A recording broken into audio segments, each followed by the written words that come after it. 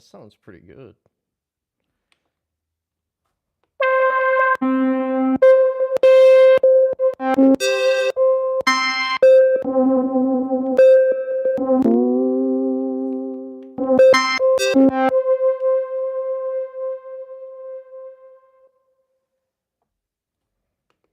What I'm doing right now is just finding a plug-in. I'm gonna keep that one up, but I usually write with a Rhodes to get started, to be honest, but I'm trying new stuff.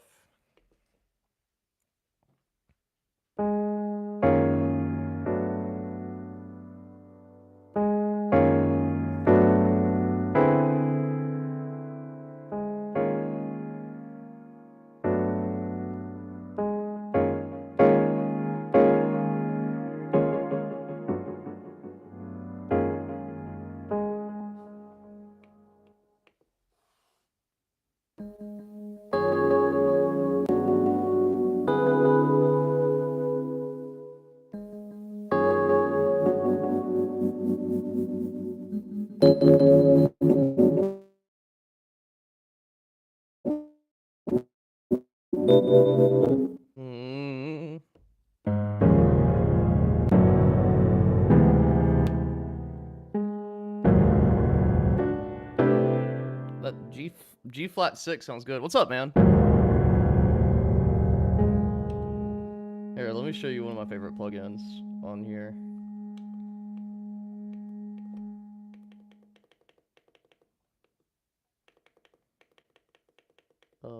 Where is it?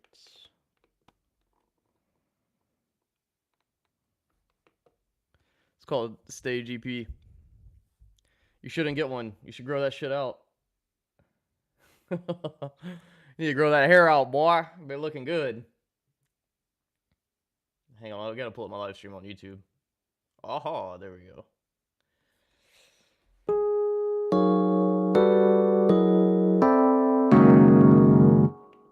All right, let's do. Check out this Rich Rhodes. It's loading.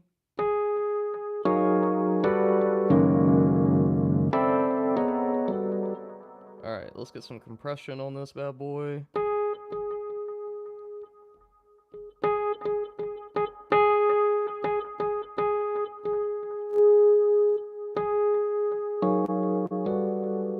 Let's also go down an octave.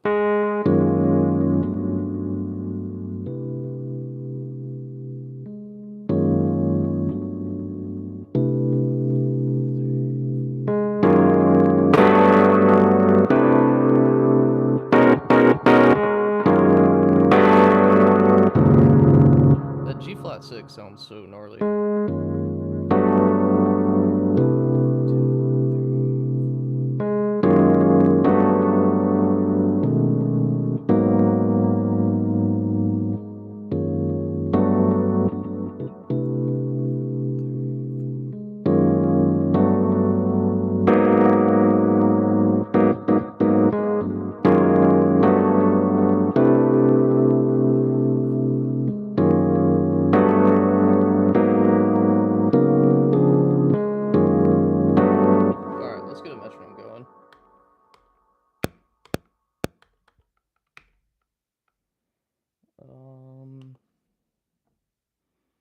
Let me get a metronome going.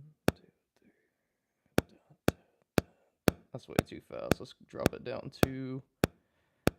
Dun, dun, dun, dun, dun, dun, dun. 2, 3, 4.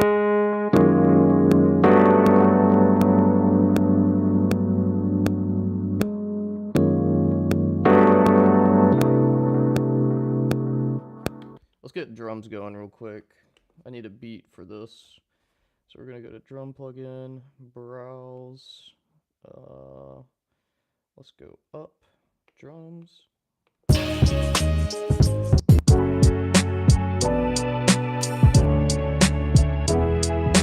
like the way these drums sound.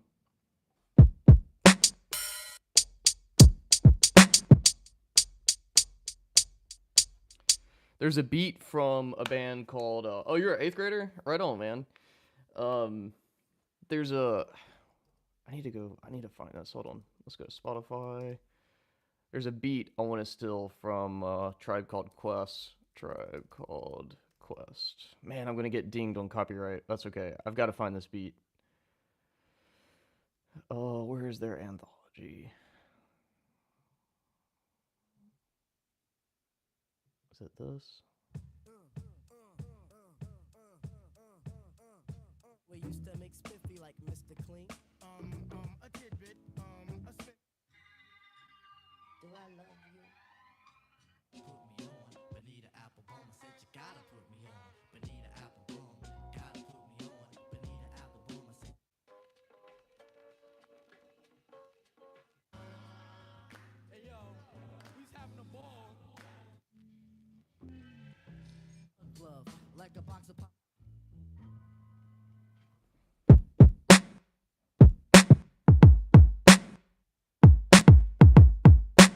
Alright, I think that's going to be it. Let's do...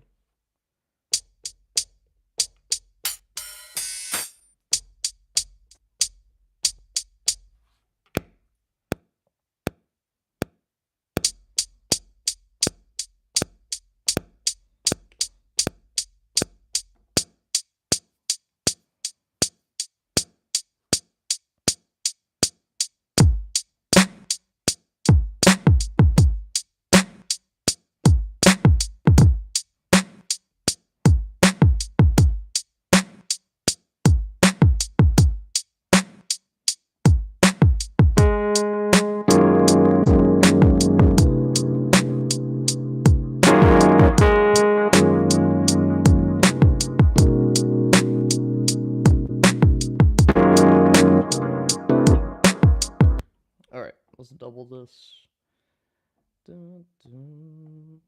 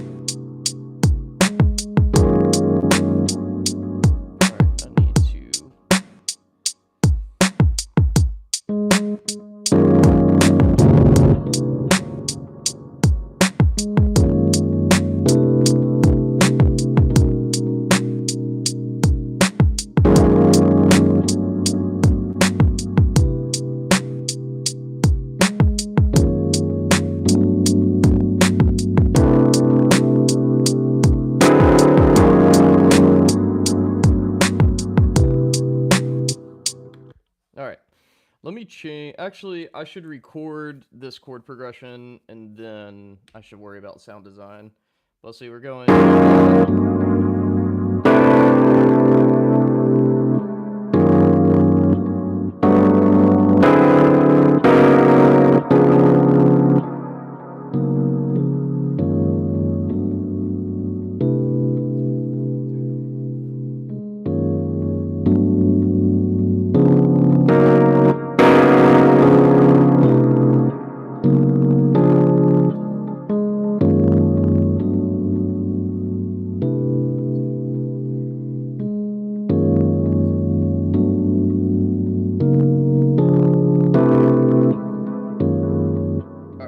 That's what we're gonna do. Now let me go back into arrange.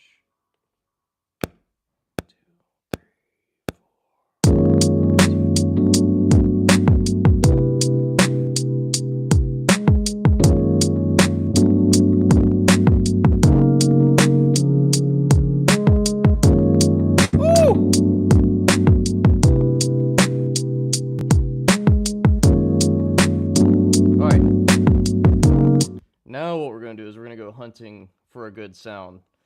I just love using that, I love using the Rhodes for composition and to get like an idea of where I want to go. I just find it so easy to write with a Rhodes piano. That's my favorite one to write with.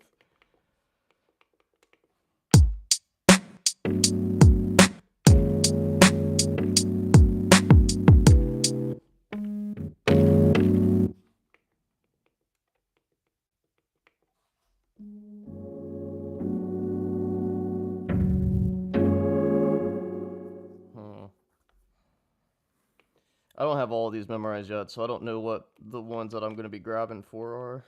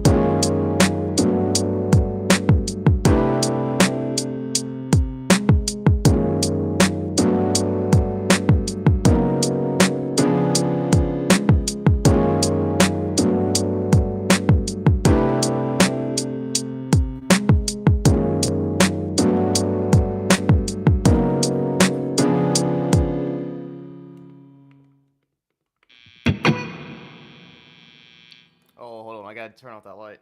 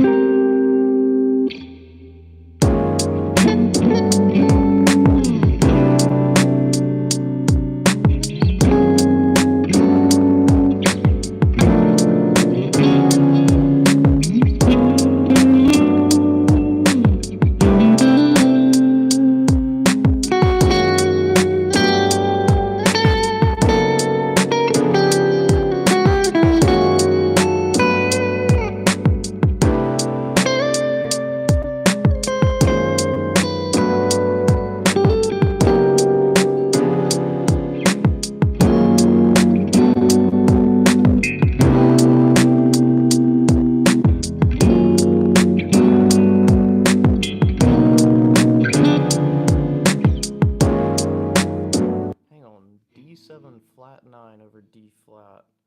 So D7 flat 9 would be the D flat.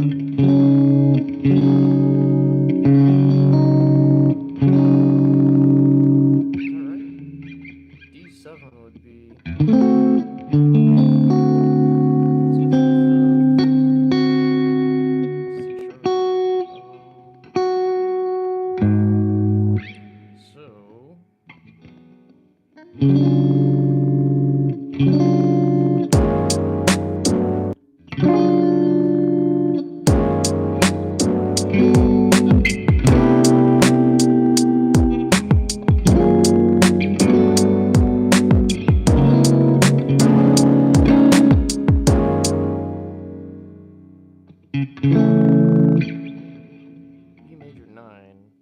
These chords are just wild, man.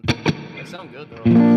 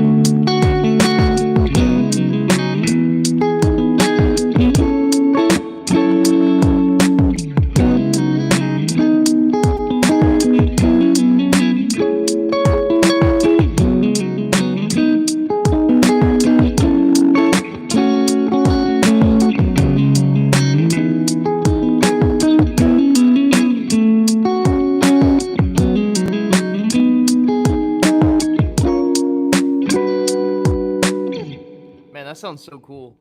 That little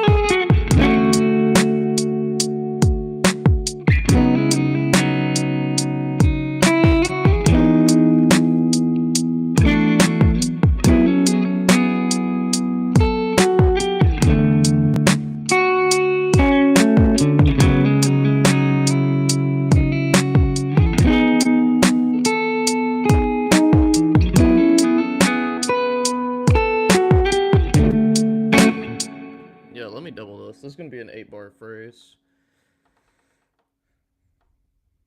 I could probably clear this track.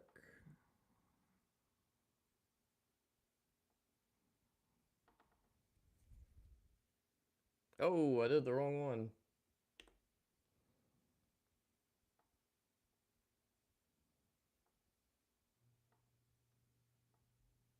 What?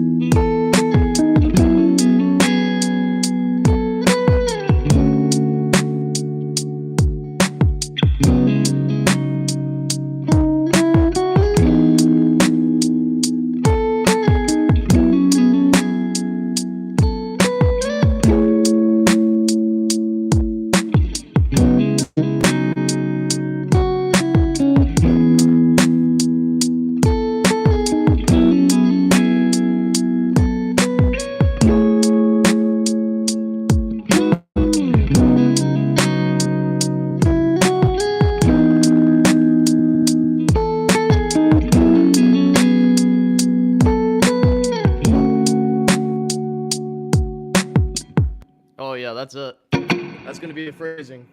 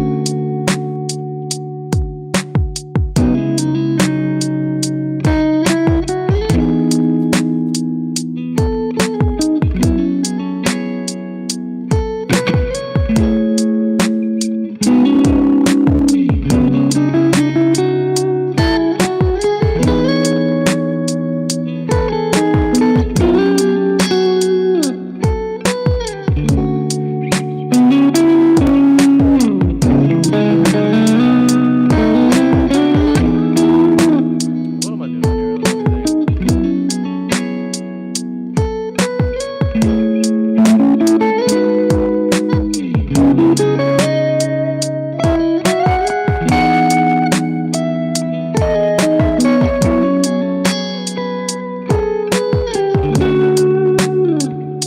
Let's actually just do a proper track. So, if I were doing this in Logic, oh, thanks, man. This is an old strat. Let's push this left.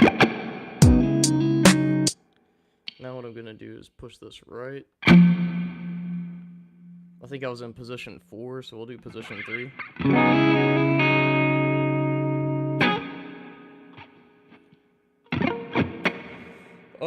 I'm just writing some super chill music. This is the chord progression.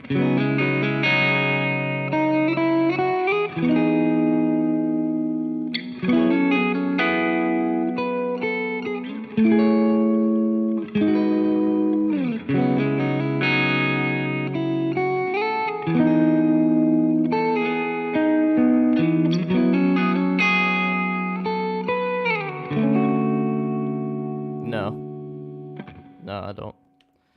These strings are fine though. They still have a lot of life. Alright, let's do it from the top. I record all the time though, so this isn't anything unique. If you're new to recording, definitely change your strings, but it's pretty much all I do is record music. Record and teach. That's my life.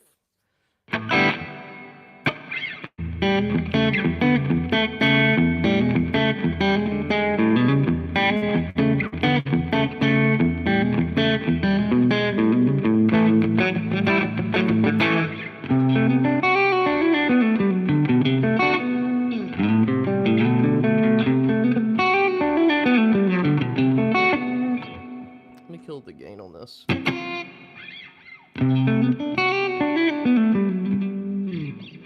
Some Lydian.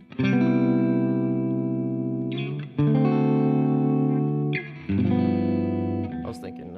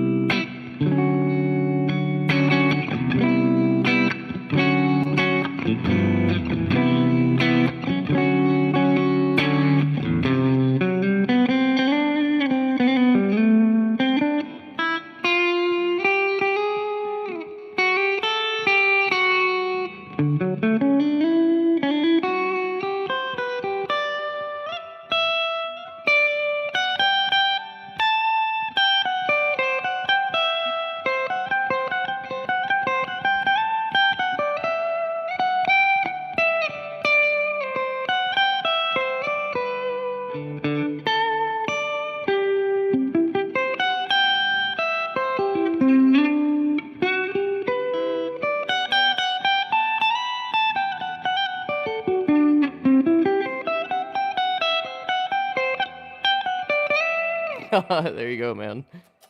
A little noodling and then Lydian. Yeah, and like, just don't overthink modes. You know, like when you're writing in Lydian, you have the raise fourth. So in this case, that was like C Lydian. Is what I was messing with. So you just have to showcase that. So you got to think about, or at least what I'm gonna do if someone tells me to write Lydian like you just did. The question I'm gonna ask myself is, how does Lydian differ from major? You know, and one is that in C major, I go C major to D minor. But in Lydian, it's going to go C major to D major. You know, and really D dominant 7. I mean, it depends what you're going to play. So, and it depends on the vibe of Lydian too. Like, I just went straight Lydian. I didn't really do anything too fancy, so the phrasing was literally just like 1, 3, 5. And 7. So it's like, all I'm going to showcase is, hey, I got an F sharp in here. So, that right there, that is the sound of Lydian.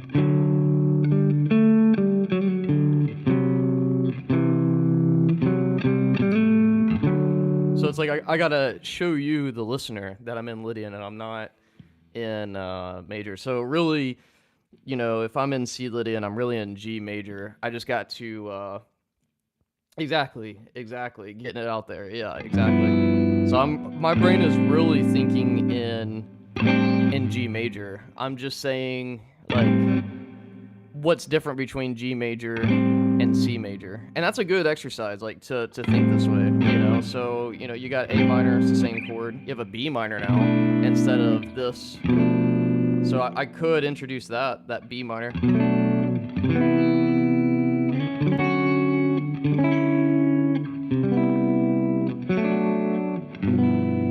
You know, so we could introduce that chord. What else is different? You've got C major. So if we go up the scale,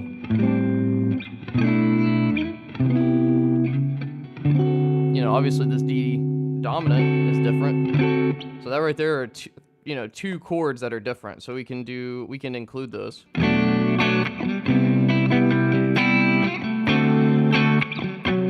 Oh, we probably do.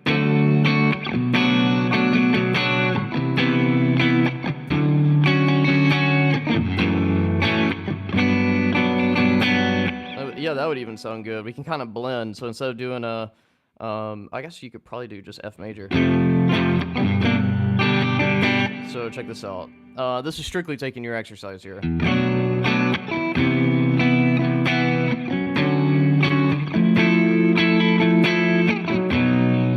All I'm doing is I'm playing a a major flat 7. So instead of doing this F sharp minor 7 flat 5, if you lower the 7th, you now have a major. So that's something I'll do a lot. You'll hear it in my music is instead of doing that nasty 7th chord, just make it a major 7 and it's fine. And that's a major 7th chord, but it's a flat major 7 in the context of G major or C Lydian.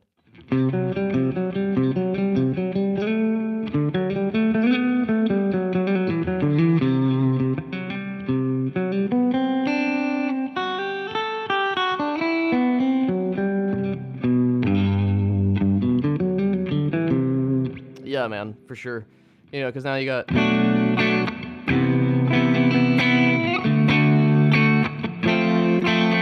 I'll probably do something more like. And, yeah, and you can really change it up. You could do this one time around, and then the second time you just do. That might have a little too much distance, but you know, something like that.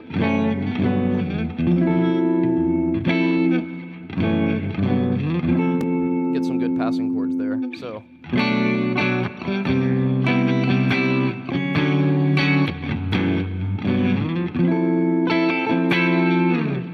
I'll show you another trick that I'm actually I'm using in this song. So the song I'm writing right now is this.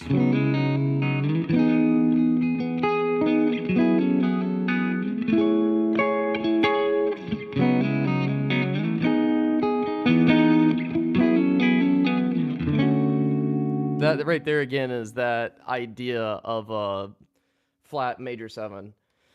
So, you know, here this is, I'm thinking in the key of E major. So I've got, or really C sharp minor. So I'm just doing a C sharp minor 7 here. And I'm pulling up to E major 7, so 6, 1. And then I'm going up to 2, so F sharp minor. 4, which is A major 7. And then when I repeat, I'm going 6, 1, 2, major flat 7. So introducing that D. And the reason why that works is because in the key of E, it wants a or a D sharp minor 7 flat 5. That's the chord it wants to be diatonic. But if we introduce the flat 7, now we get a really beautiful chord. So I like using that. You can call it modal interchange. You can call it whatever you want. I just say I like writing with like major chords just sound really happy. And when you can substitute a major for where a minor is, it just sounds really cool. And you hear this a lot in styles like prog rock. You'll hear like a flat major 7 that leads to a minor 6. So you'll hear this a lot in prog rock. You know, they'll dress it up with different chords, but that's the whole idea is just that. Or they'll do the opposite. And maybe different voicings like this. Or that sounds cool, you know. Doing minor to major always sounds really cool. So here's like a C sharp minor 7. This is a C sharp minor 9 to a C major 7. So it goes like this. And that's just a B major 7 there. Yeah, a lot of jazz. I mean, this is jazz basically in a nutshell. But my favorite flavoring of jazz is like neo soul, lo-fi. And then prog rock as well. Like, I love bands like Chord. Oh, excuse me. I'm tired, man. I've been working in my yard all week.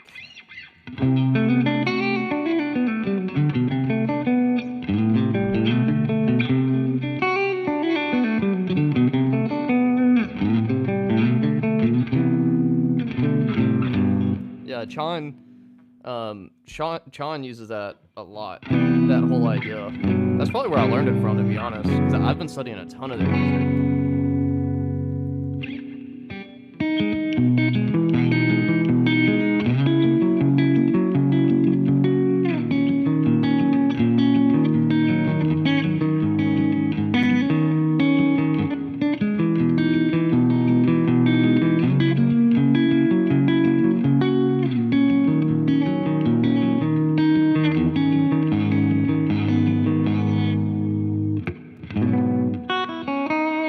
Let's pull that up. I actually need to, I need to rehearse that anyways. Dang, boy, you pulling me way off topic.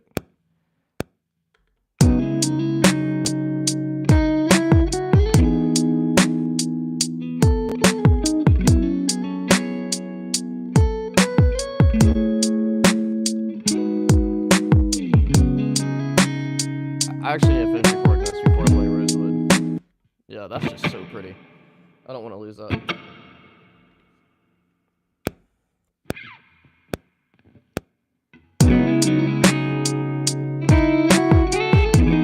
Oh, wait, I'm not agreeing there.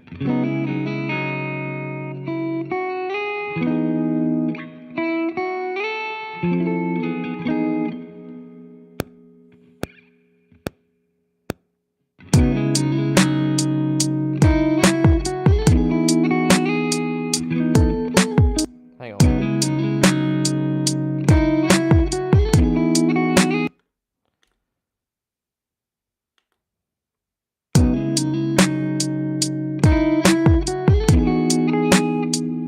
What did I do there?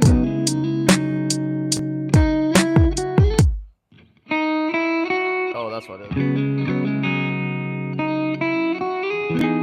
Got it.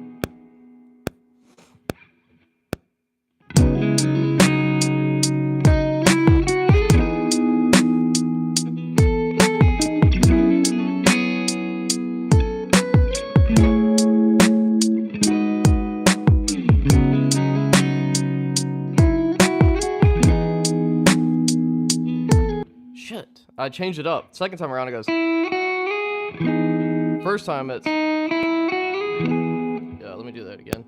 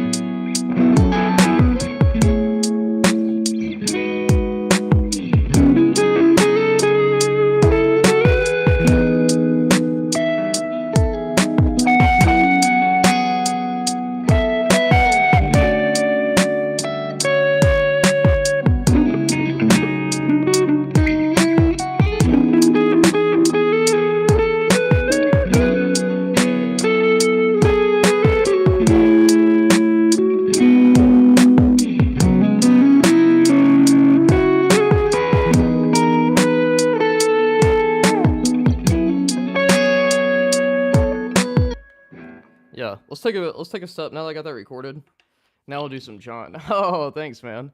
Now we'll do some John just so I can get away from the music for a second. Oh, I appreciate it. Buckethead's a big inspiration of mine.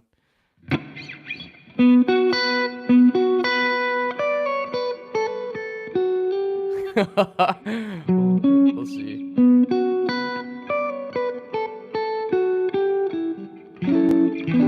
Dang, I forgot how it went, but something like that. All right, let's do some John. Man, I haven't played this in a while.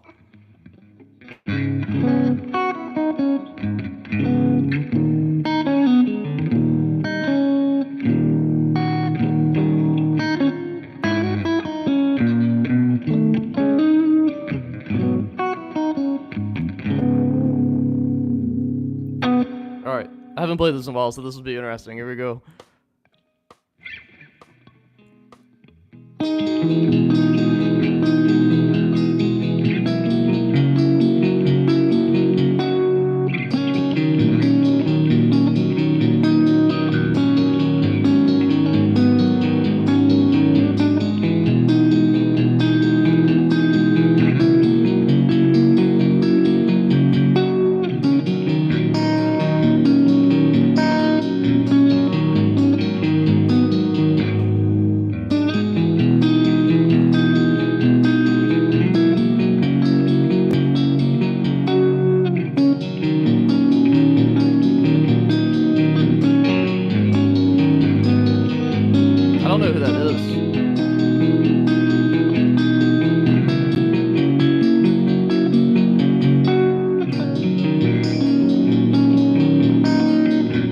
Watch this chord progression come out, dude.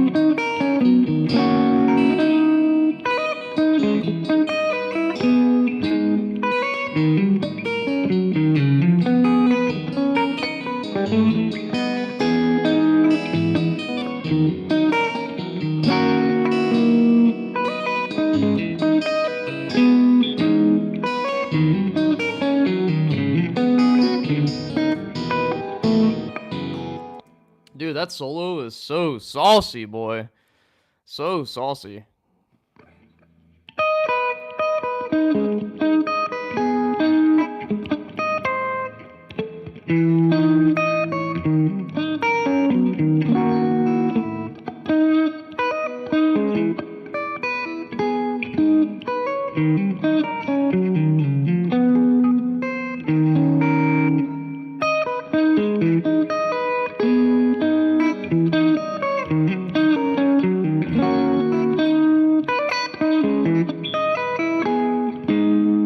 I live in South Carolina.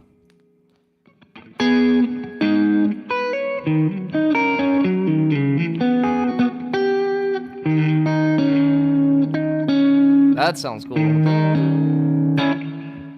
Yeah, once I get this down, boy, it's gonna be nasty. Here, I'll give you the cool view. Hold on.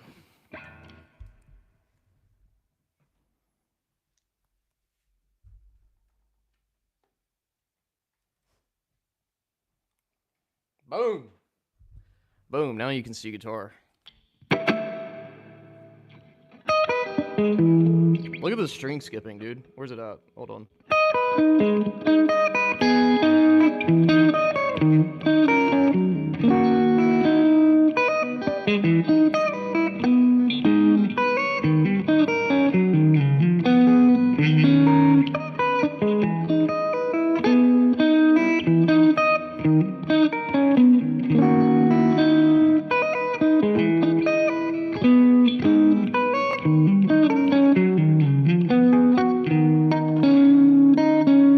That's so crazy.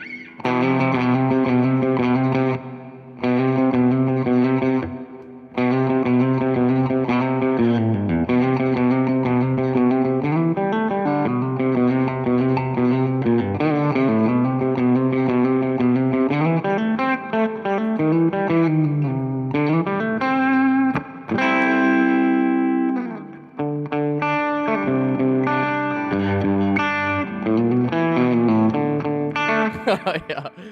I mean, I love Skinner, man. Don't worry, I can also get Nothing Fancy too.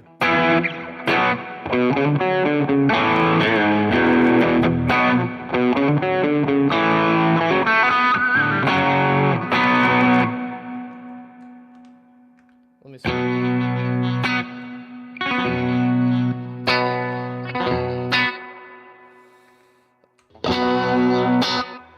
This right here is probably my one of my favorite tones.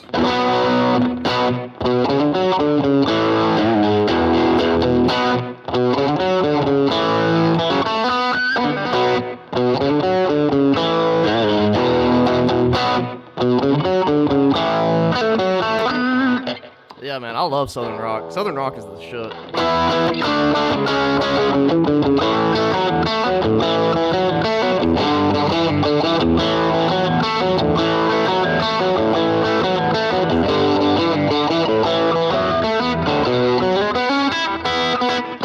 Oh, I forgot how it went. Old Molly Hatchet.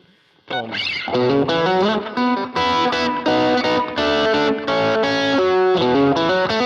on, I gotta remember it now.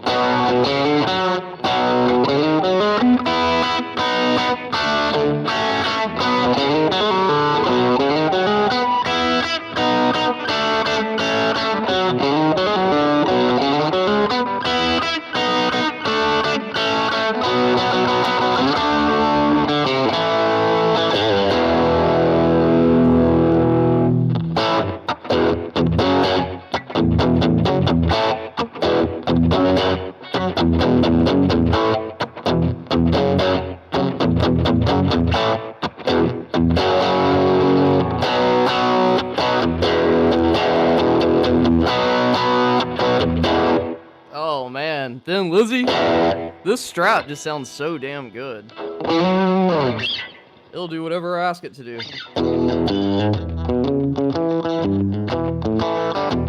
You know, want to do some boogie woogie?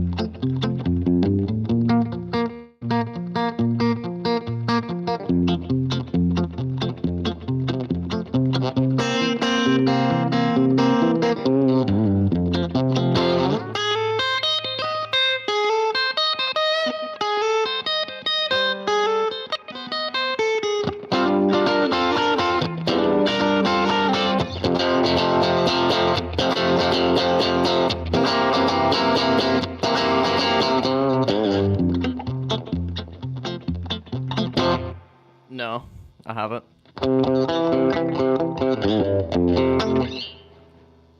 I used to listen to a lot of Guthrie Govan, like, I'm assuming that's who you're talking about, Guthrie Govan.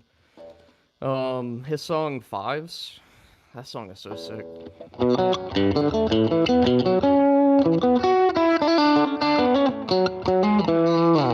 I mostly, like, it's only been recent that I've really gotten into, like, the whole math rock and, like, shreddy boy scene, to be perfectly honest with you. I've mostly played a lot of 70s rock. Yeah, 70s rock is, like, really what taught me how to play guitar, man, to be perfectly honest with you. And that boogie woogie thing, I ripped that from Stevie Ray Vaughan. That's but he's going what? Shit, how's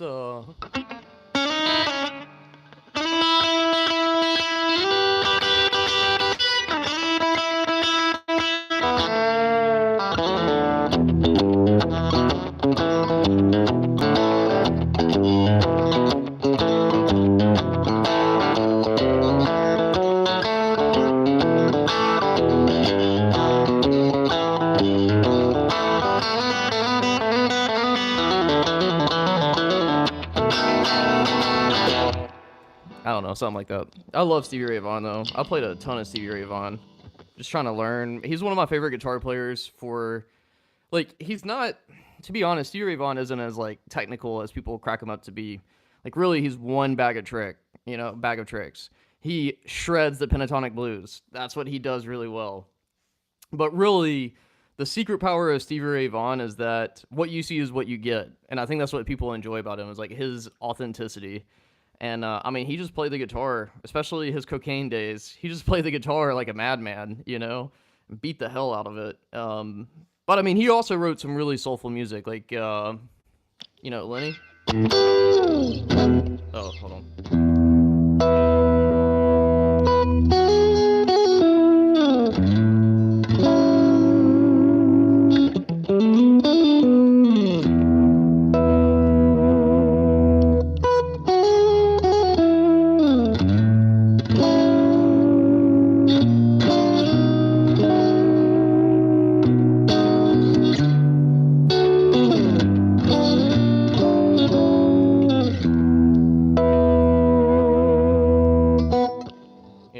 All that.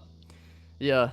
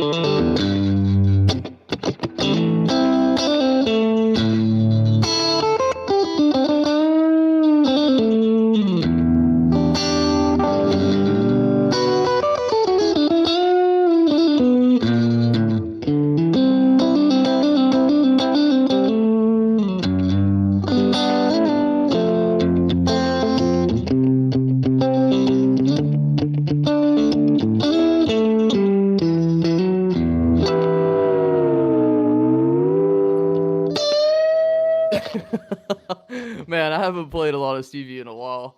Hey, Joe. Bow down, down, down.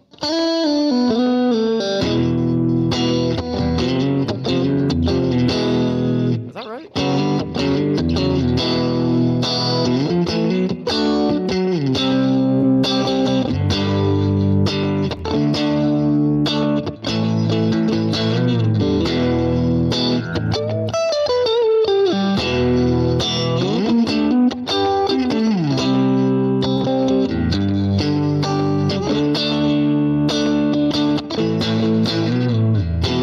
Yeah, that's something like that. I don't know, man. Blue Oyster Cult.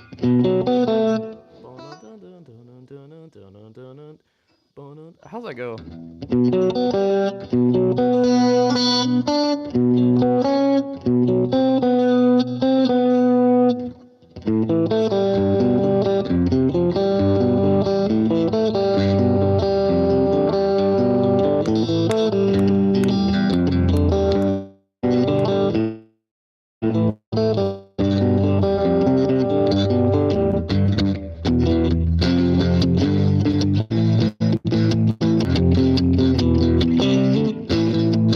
Well, I saw your comment, Blue Oyster Cult.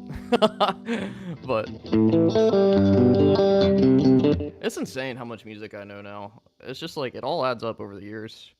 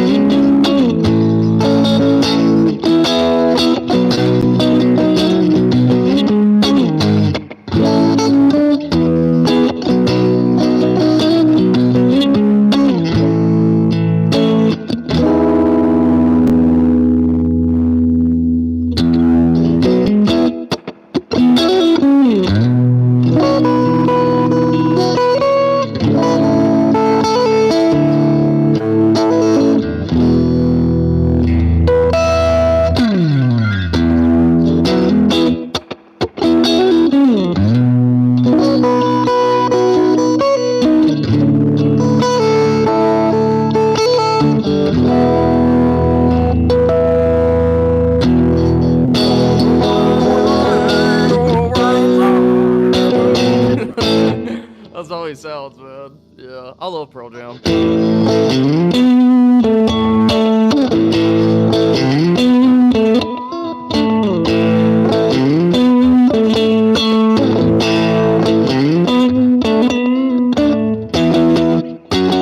Hang on, what was it?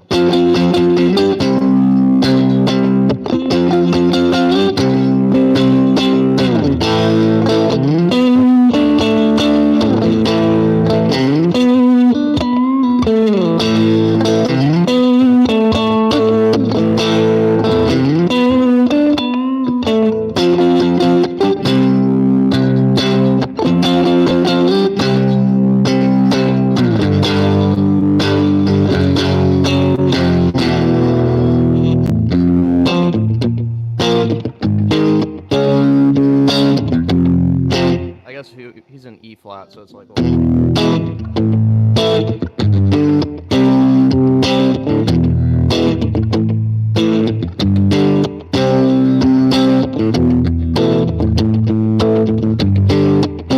Some puddle of mud. You know, one of my favorite like Strat songs is a John Mayer tune.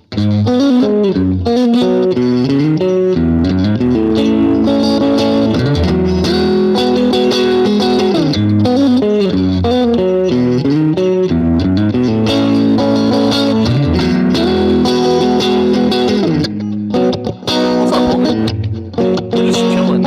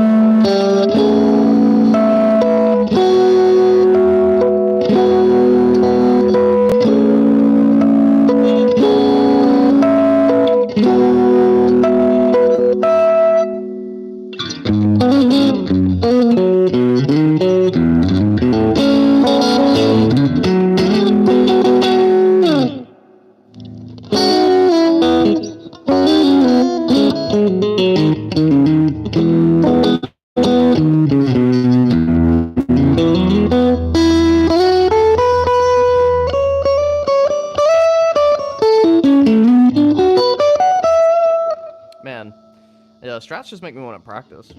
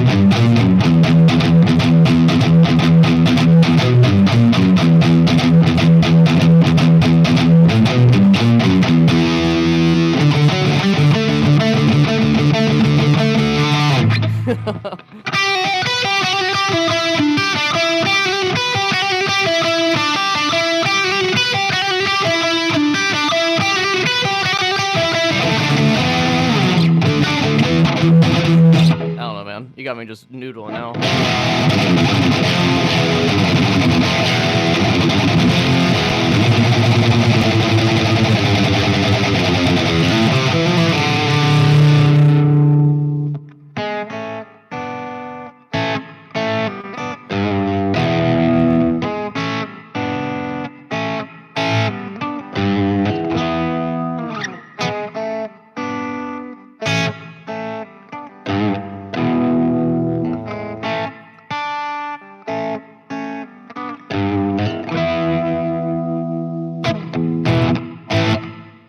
Anyways.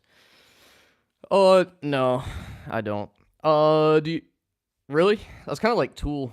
Every Tool song is in D minor or D. It's all in drop D, and it's always in the key of D, typically D minor. I love Tool. Tool's one of my favorite bands.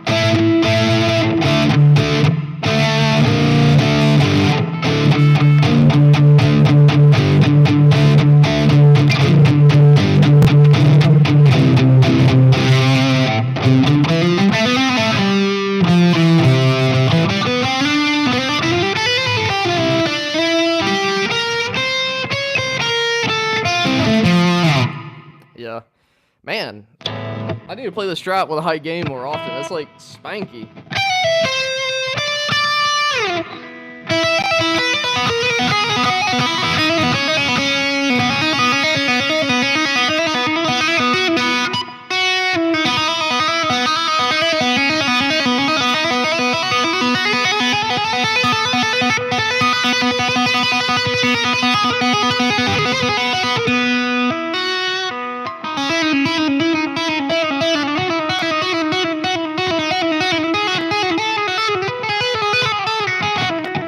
Oh shit, that's actually a good exercise, look. Hold on, let me get a metronome going.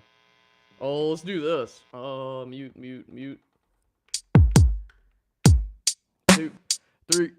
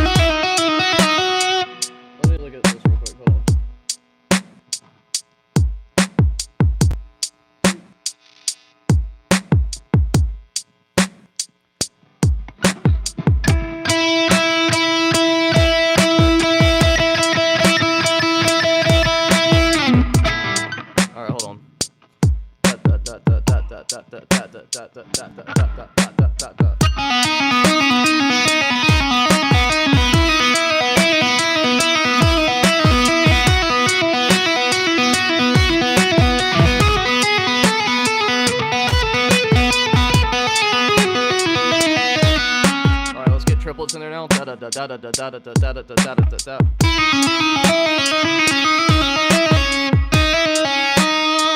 gotta get my timing right. This is hard because I want to go so much faster than what it does.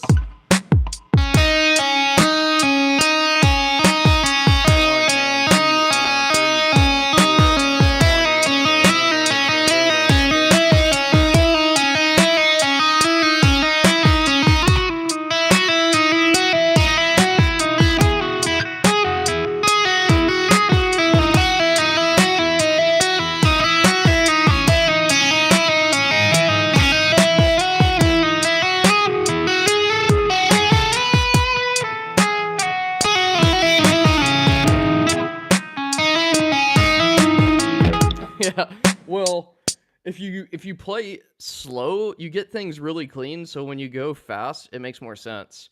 So I don't know, I actually like to struggle going slow, because when I can like really focus, when you go slow, your brain has time to process things. And that's what makes things hard, is because like it's easy to like half-ass play something and think you're playing it well. It's another thing to practice it so slow where you know you're messing up. I don't know, man. Call me weird, but that's how I like to practice. Get it really slow and painful and just like suffer through it until it makes sense. You're like, oh, I can't mess this up now. Then when you go fast, it's like nothing. Muscle memory.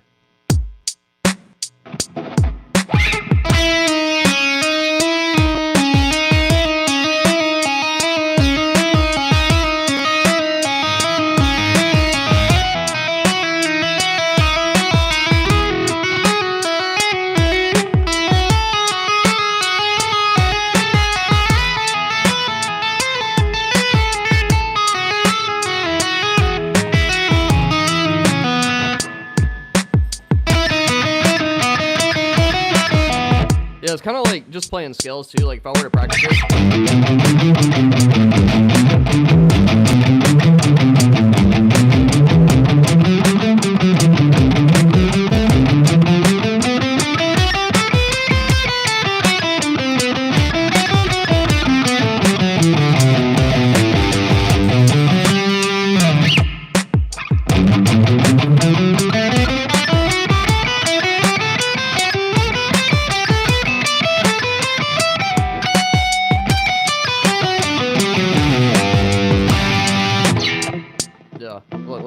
actually work on some speed stuff. I don't know if this is interesting to everyone, but let me see. Let's go up to...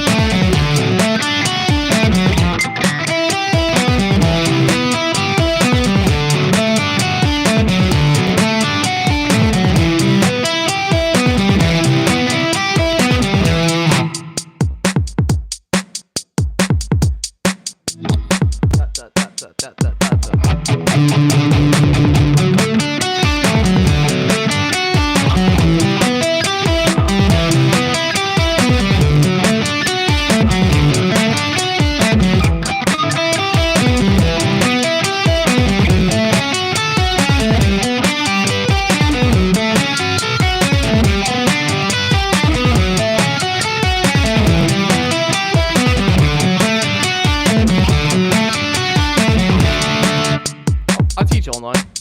I own my own business. 3, 4, 1, 2, 3,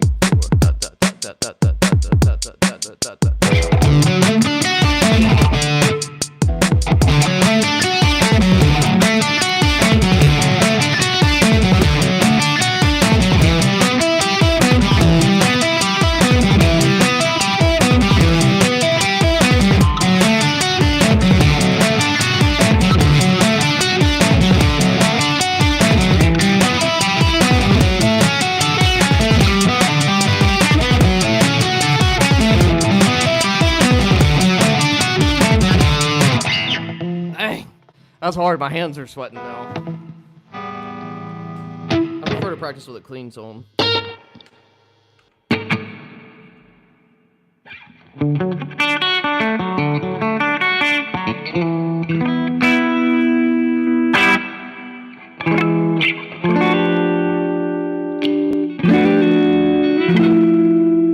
Dude, one fun exercise to really know if you know your fretboard, take a major scale or a major chord and learn all the different ways of playing it, all the different drop voicings.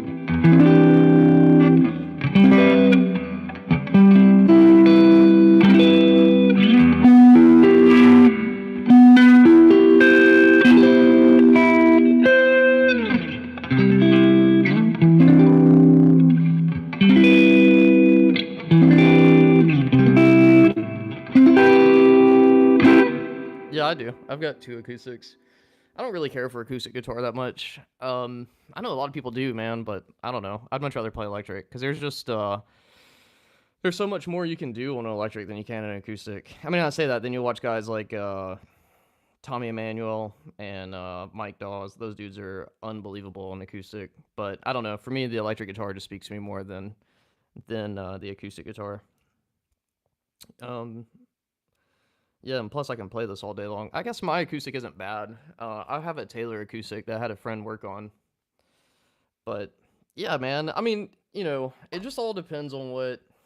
Like, I know, like, you sit here and you've been watching me, like, do all different types of genres and all different types of exercises and writing music. And just for anybody who's watching this, you just got to get clear about what you want out of the instrument. not everybody is going to be Tim Henson from Polyphia, and that's okay. You know, and not everybody is going to be ultra Instagram shred boy or playing the gospel, you know, lo-fi gospel, neo soul gospel, and that's okay. Like the thing that I teach and try to preach is like finding your voice on the instrument, which is that's a lot easier said than done, you know, like finding out what kind of music you like. And the thing you'll learn too is like the more you play music in general, the more your tastes are going to change. At least it should, in my opinion, if you're growing. And it's just like learning how to find your voice. Like it's funny now I can play something for my wife and she's like, "Oh yeah, that's you playing. That's your music." And I'm like, "How you know?" She goes, "I just it sounds like you." And getting to that place is just taking a long time, and it's still developing. Like my sound is changing all the time. Like especially with this MPC, dude. I never thought I would be proficient on keys and pads and finger drumming, but yet here we are writing all my own stuff. You know, so it's just a journey, man. I feel like not to sound like I'm a guitar preacher over here, but I just feel like too many guitar players try to preach this stuff, man. But before someone gets that, you have to listen to him. Yeah. Yeah, and you got to listen to yourself practice, man. But I don't know. I don't know how to teach this to beginners because it's like beginners they just want to rush. They just want to rush. It's like, and I say like social media is destroying them. Like they, I'm not gonna pick on them, but I guess I will. I'm not name dropping. But anyway, some of them just want it immediately, and it's like if they don't get it immediately, they don't think they have what it takes to do it. And I'm just like, man, you're so brilliant. Just stick with it. Just trust me. It takes time, you know. Like you got to give time, and that's the hardest part of any journey. Anything that's worth the time to do is gonna take time to do, you know. Yeah. Well, this next generation of kids coming up, they're brilliant, man. They learn stuff so fast, you know, and that's kind of one of my superpowers is like I learn things stupid fast. Like I've only had this NPC for less than 2 weeks, and I've already written 6, 7 tracks on it.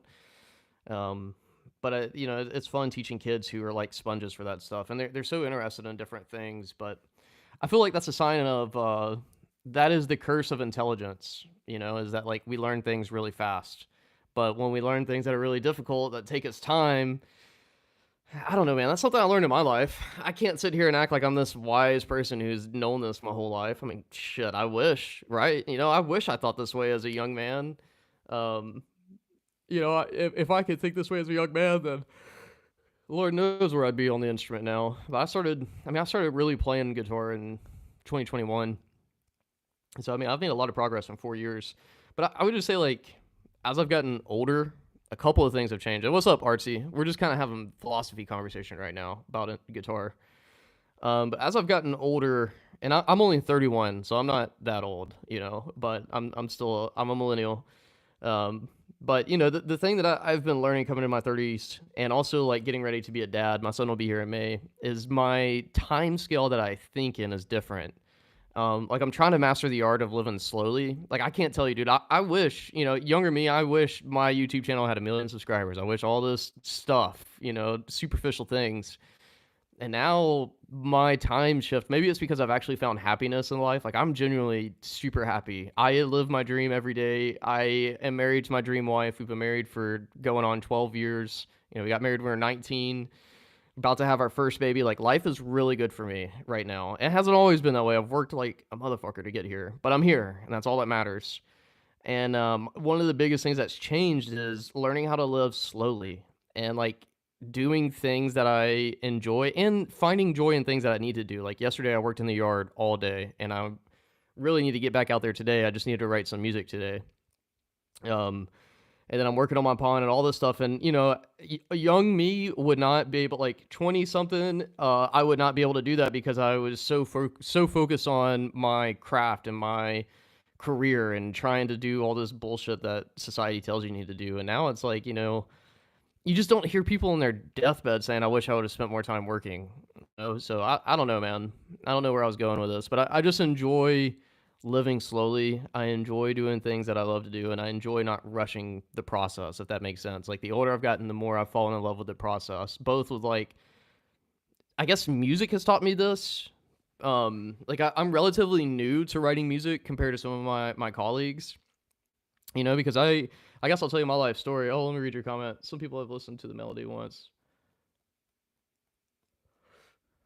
Yeah. Thanks, man. I appreciate you.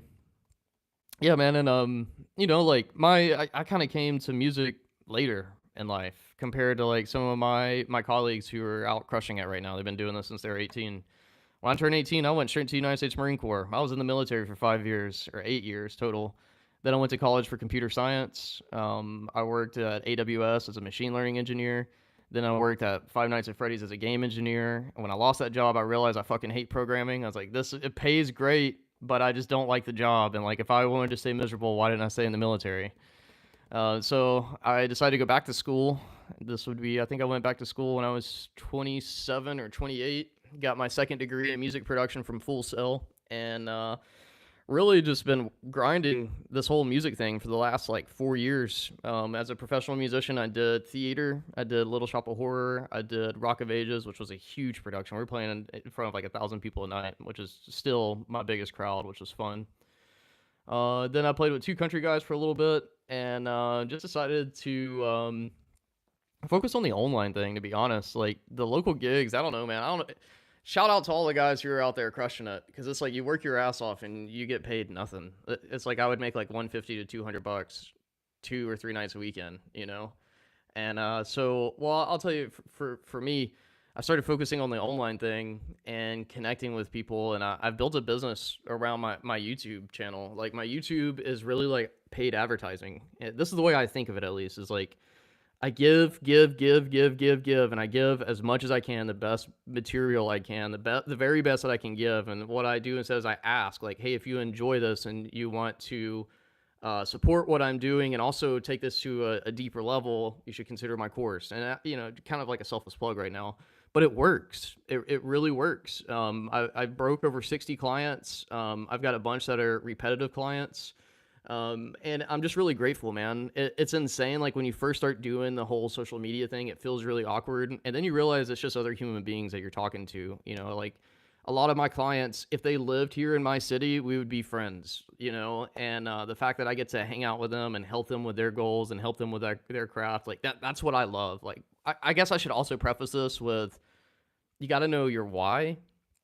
Like my why is to compose music and serve others by helping them find their sound. I love to teach. I'm an educator, you know, so that's really what I am, as an educator and an entertainer. Like you've been watching me write music all morning, you know, and just playing whatever, hanging out. But it's just like you got to make that shift, man. It's a big mental shift. It's like when you're gigging a lot, you got to think like a musician. But if you want to actually make money, I don't know. This is how I figured it out, at least. I stopped thinking as a musician and started thinking as a business owner and as an entrepreneur. I can recommend some books that I've read that helped me make that mental shift, because I'm a big reader. I read every day, a ton of books, man. I think I'm already down to like 8 books down in 2025. Like I'm a nerd.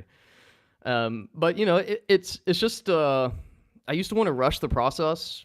I used to want to rush everything. I wanted to be a millionaire tomorrow, you know, and do all this bullshit that society tells you, like the whole grind hustle culture.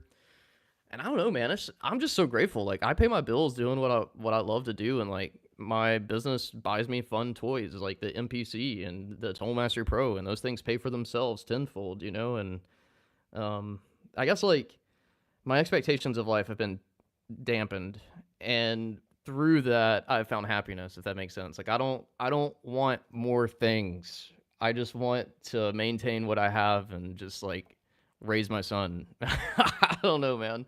Dude, I don't know how you got me on like preaching over here, but yeah, you found the philosophy of Damien this morning. But you know what's been helping out a lot, dude? Stoicism. Like, I don't know if you are a philosophy fan, but Ryan Holiday has a series out that I've been reading that has just been amazing. Like, really beneficial in my life. One, it started off, the first book I read is Discipline is Destiny. Destiny. Um, the second book that I recommend is in the series is what is it? Courage, something about courage. And then the third book is about doing the right thing at the right time. And man, it's like that. Those collection of books have just been like, they've just been so beneficial. It's been a great mental framework to just like operate in life and not worry about things that are outside of my control and control the controllables. You know, like you're a prime example of this. As long as I show up, I do live streams, I release content, my YouTube channel is going to grow. My business is going to grow. As long as I continue to invest in myself, I have more to give. So why stress if I'm not growing at the rates that my ego wants me to grow at? I can pay my bills, like life's good. Stop wanting more for the sake of wanting more and just enjoy where you're at and enjoy the simplicity of it. That's helped me out a ton as a content creator and as a business owner because I don't know, man. American work culture is so fucking toxic. It's like if you're not working 80 hours a week in your own business, making $1 million a year plus, what are you doing? Why are you doing it? I'm like, I'd much rather do this and make 70,000 a year than go program in a cubicle 8 hours a day. Like I have freedom, you know. But anyways, homie, that's a lot of talk. I feel like we could be friends. We are friends now. Find me on Instagram. I need to see. This is always one-sided where you see my face, and it's rare that I see y'all's face. But I gotta get off here. I need to get some work done around. I'm working on my backyard, and I gotta get back out there. I thought it was gonna rain today, but it just looks like it's a nice overcast day. Working like a Hebrew slave out there, bro. I tell you what. I'm Damien Andy everywhere, homie. And you can check out my website, damienandy.com. But, all right. Hey, man, thanks for hanging out with me this morning. I'm going to go get some work done with my dogs. I'll see you later. Appreciate you.